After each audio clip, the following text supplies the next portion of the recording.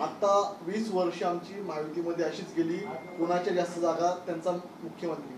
मात्र आता बसून ठरवा कोण मुख्यमंत्री पदाचा चेहरा असेल. मुळामध्ये हे बोलताना एक सत्य तर उद्धवजी बोलून गेले. जे तुम्ही सांगताय सत्य मानून मी बोलतोय. ज्याचे आमदार जास्त त्याचा मुख्यमंत्री हा महायुतीचा फॉर्म्युला होता.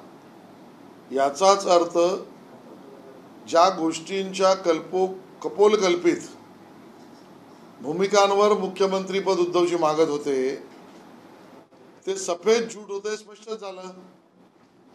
महायुतीमध्ये हाच फॉर्म्युला होता, आज उद्धवजींनी मान्य केलं. मग त्या अर्थाने त्यांना मुख्यमंत्री पदाची अपेक्षा किंवा शब्द हा विषयच नाही. पण आता तो विषय बाजूला ठेवू. आज महाविकास आघाडीचा जो काही मेळावा झाला त्यातनं जी गोष्ट समोर येते ती एवढीच आहे, उबाटाचे तारे जमी पर. उबाटांनी तारे जे काही उडवले, मुख्यमंत्री आमचाच, मुख्यमंत्री पदाच्या शपथेला या त्यांचे तारे आता जमी पर आले. दिल्लीला जाऊन आले तरी मागणी मान्य होत नाहीये. मुंबईमध्ये बैठका सिल्वर ओकला केल्या, कधी दुसरीकडे केल्या, तरी मुख्यमंत्री पद आम्हाला ही मागणी त्यांची मान्य होत नाहीये. आज त्यांनी मेळाव्यामध्ये जाहीर करून टाकलं. आणि म्हणून आपापसातली धुसफूस ही आता सुरू झाली आहे. ती लाथाबुक्क्यांपर्यंत जाऊ नये एवढीच अपेक्षा. सर, ते असं देखील म्हणतात की महाराष्ट्र धर्मरक्षणाची, स्वाभिमान रक्षणाची ही लढाई आहे आणि ही लढाई लढायची आहे. एक तर तू राहशील नाही तर मी राहशील. पुन्हा एकदा त्यांनी तसा उल्लेख केलाय. खरं आहे ना. आपल्या समोरच्या प्रतिपक्षाला आव्हान देताना आपल्या पक्षातील कार्यकर्त्यांच्या बळाला काहीतरी सांगितलं पाहिजे, म्हणून ते भूमिका मांडतायत. खरं तर हीच आमची भूमिका आहे की महाराष्ट्राला विकासापासून रोखणाऱ्या या महाराष्ट्र द्रोह्यांच्या विरोधातला संघर्ष हा आमचा महायुतीचा आहे. आणि म्हणून आमचं कार्यकर्त्यांना आणि जनतेला आव्हान आहे, या महाविकास आघाडीतल्या महाराष्ट्र द्रोहांना तडीपार करा, हद्दपार करा, गाडा. यासाठी महायुतीला समर्थन द्या. यांनी कोरोनाच्या काळामध्ये आमच्या पदवीधरांचं भविष्य त्या ठिकाणी विस्कटायचा प्रयत्न केला.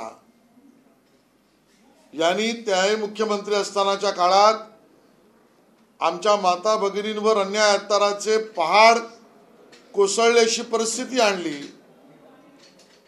याच महाविकास आघाडीच्या लोकांनी पत्रकाराने बोलू नये, संपादकाने भूमिका घेऊ नये, चित्रकाराने, व्यंगचित्रकाराने ते व्यंगचित्र काढू नये, सोशल मीडियावर प्रदर्शन त्या ठिकाणी करू नये, ही लोकशाही मूल्यांविरोधी भूमिका घेतली.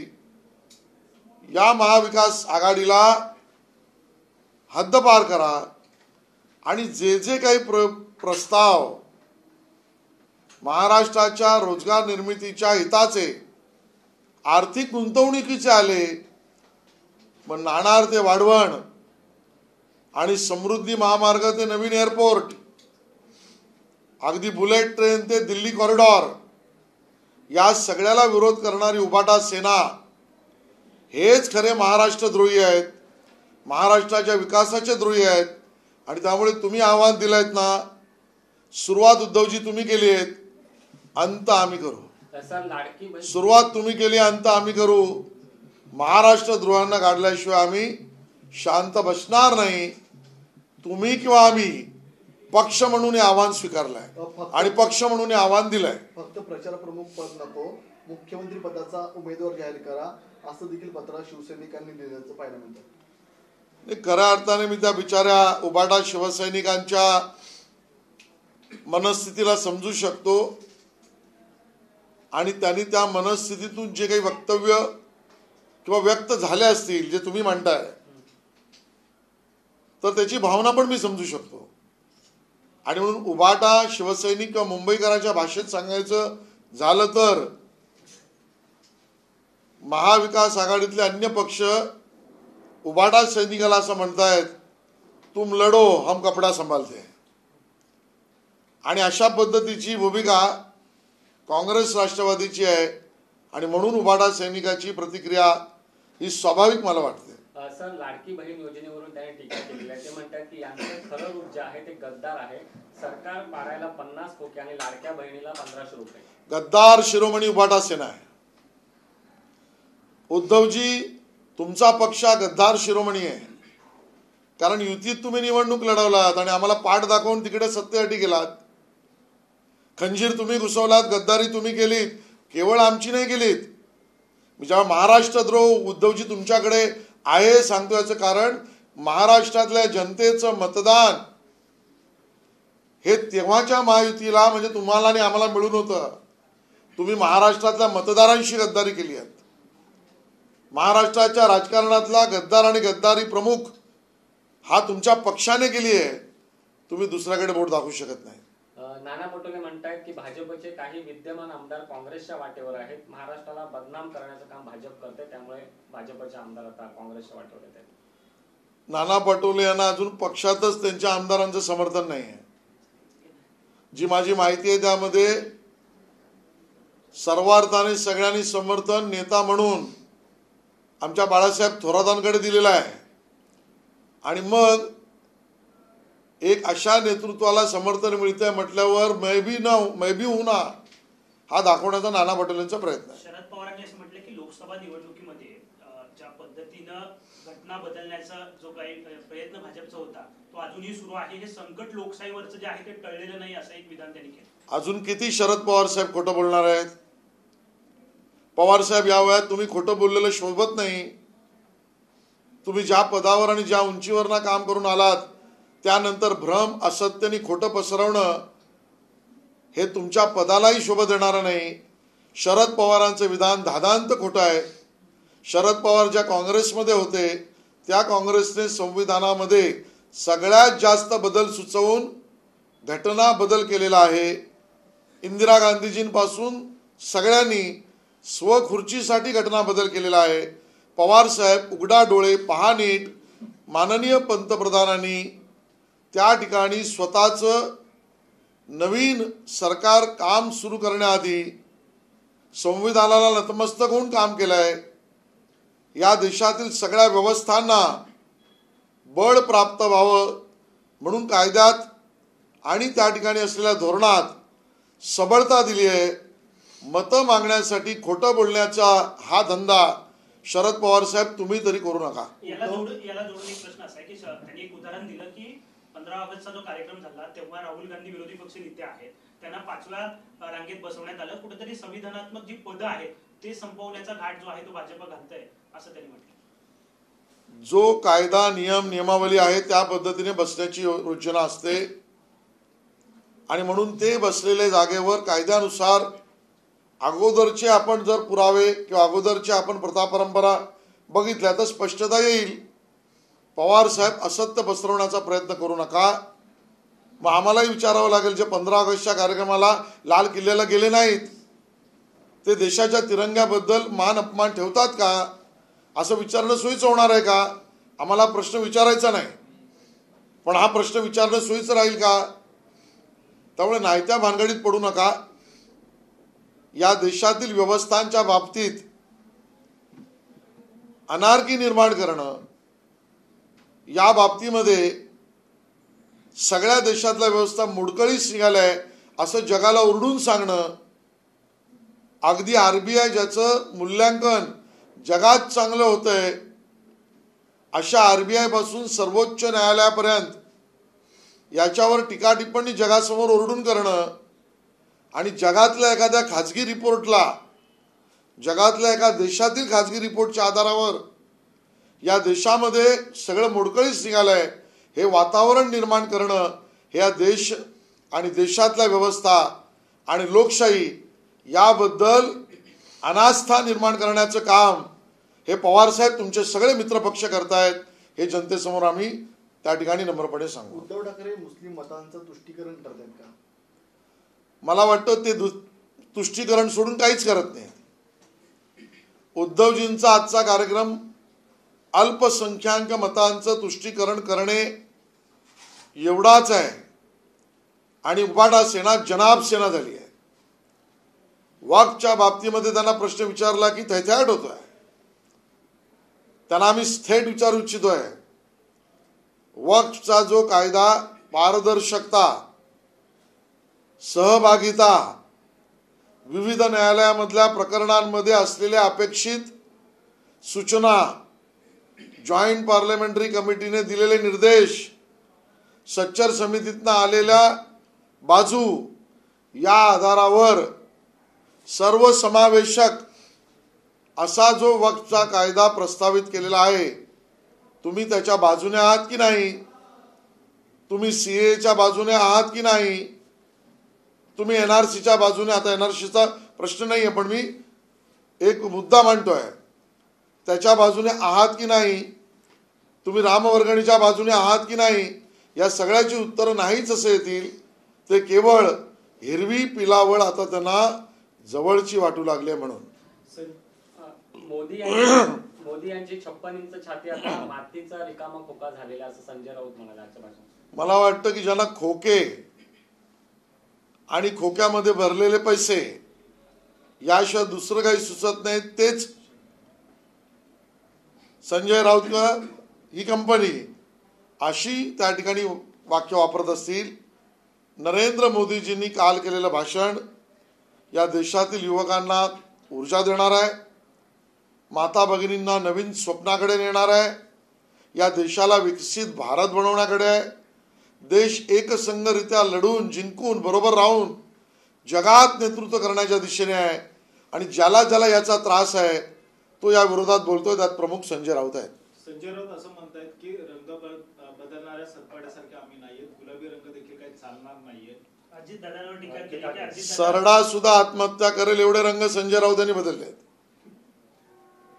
खरं तर सरडा आत्महत्या केल्याची केसच त्यांच्यावर रजिस्टर होईल. प्रमुख आरोपी कोण? संजय राजाराम राऊत. जर सरड्याच्या परिवाराने तक्रार केली तर, कारण ते उद्धवजींबरोबर आहेत की पवार साहेबांबरोबर महाराष्ट्राला माहित नाही. ते राहुल गांधींचे मित्र आहेत की आदित्यजींचे, महाराष्ट्र अनभिज्ञ आहे.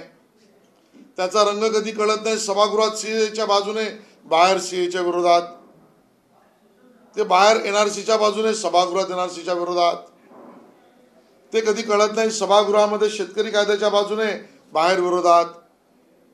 ते आज महायुतीत आहेत पण बाहेर येऊन सांगतात मुख्यमंत्रीचा चेहरा दांगा.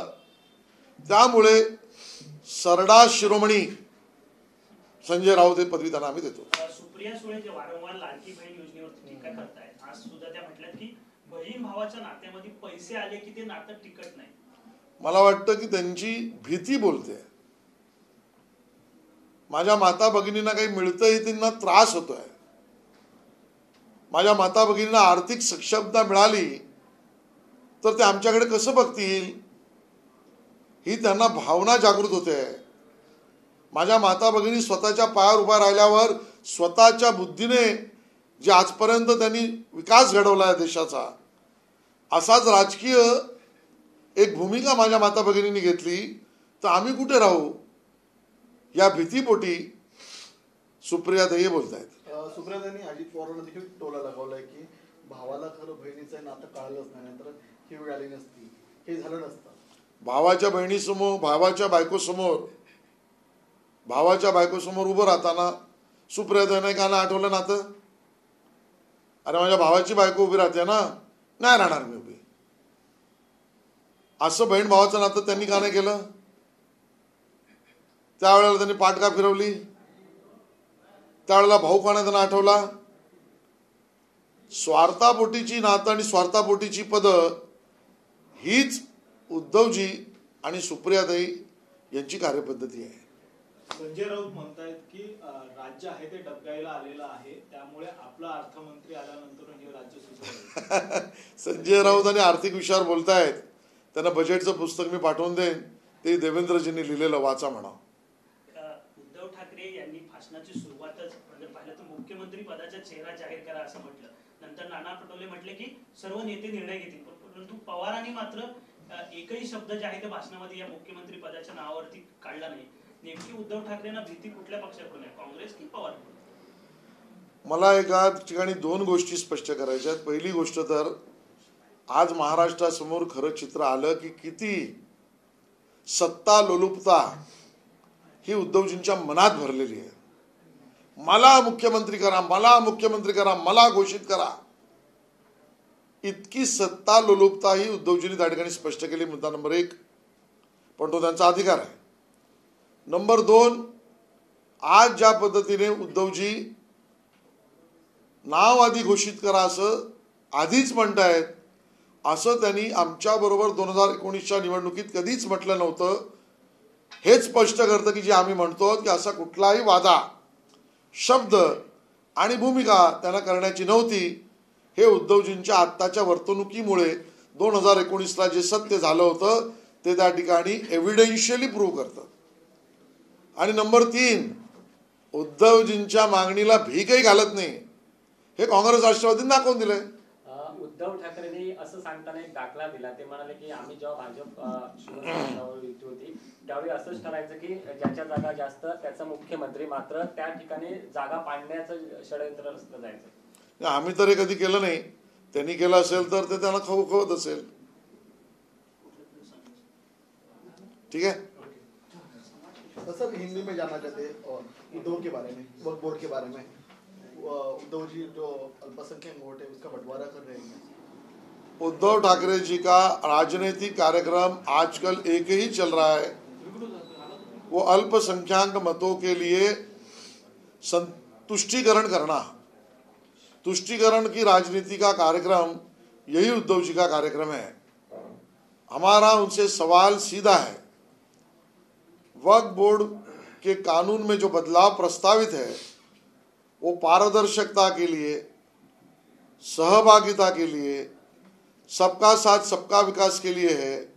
उसके आप विरोध में है कि समर्थन में है, स्पष्ट करें. जहां वोट की बात आती है तब के विषय में एनआरसी के लिए, कानून के विषय में सीए के लिए, सब जगह पर जो भूमिकाएं उद्धव जी ने जो ली वो सिर्फ तुष्टीकरण के लिए ली है और महाराष्ट्र ये खुली आंखों से देख रहा है. सर नाशिकमध्ये सध्या सकल हिंदू समाजाचा मोर्चा सुरू होता. त्या ठिकाणी तणावाची स्थिती निर्माण झालेली आहे. दगडफेक सुरू झालेला आहे. कायदा सुव्यवस्था कोणीच हातात घेऊ नये. ज्यांनी कोणी दगडफेक करण्याचा प्रयत्न केला असेल, सुरुवात केली असेल, त्याच्यावर कठोर कारवाई झाली पाहिजे. आणि इथे सकल हिंदू समाज मोर्चा नाही काढणार तर कुठे काढणार. त्यामुळे सकल हिंदू समाज आपली भावना व्यक्त करत असेल आणि तो करतोय तर त्याचं स्वागत आहे. या मोर्चामुळे ज्यांची पोटं दुखत असतील त्यांच्या पाठी सोलून काढा, ही आमची पोलिसांना आव्हान आहे.